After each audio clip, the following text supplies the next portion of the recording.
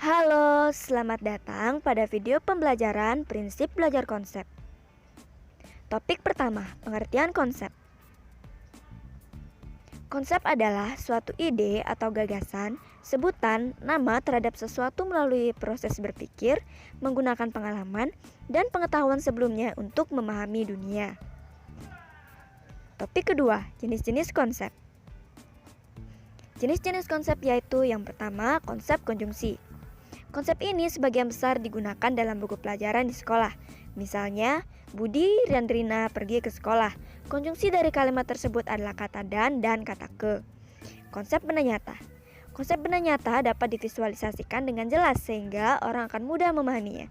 Misalnya, siswa mempelajari rangka konsep manusia, maka perlu diberikan contoh benda nyata agar siswa dapat dengan mudah memahaminya. Konsep abstrak. Konsep abstrak dapat dipelajari dari berbagai struktur verbal.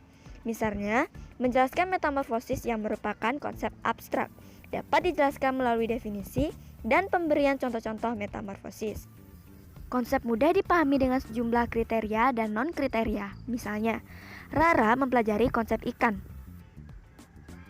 Kriteria ikan adalah hidup di air dan bernafas dengan insang. Non-kriteria ikan adalah tidak bernafas dengan paru-paru. Contoh ikan adalah ikan mujair. Topik ketiga, pemilihan contoh dan non-contoh. Prinsip-prinsip penggunaan contoh dan non-contoh. Yang pertama, gunakan contoh dan non-contoh. Pada dasarnya, contoh menunjukkan apa itu konsep dan non-contoh menunjukkan yang bukan konsep. Misalnya, mempelajari konsep paus.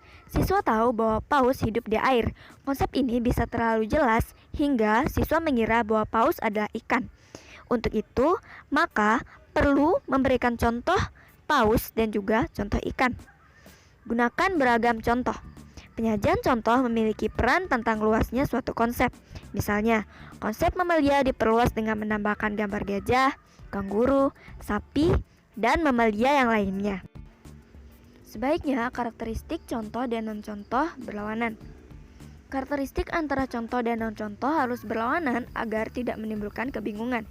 Perhatikan gambar di samping. Objek dalam lingkaran adalah segitiga dan objek di luar lingkaran bukan segitiga. Topik ketiga, prasyarat belajar konsep. Adapun prasyarat belajar konsep yaitu pelajari terlebih dahulu konsep yang mudah, fasilitasi pembelajar dengan pembelajaran yang tepat.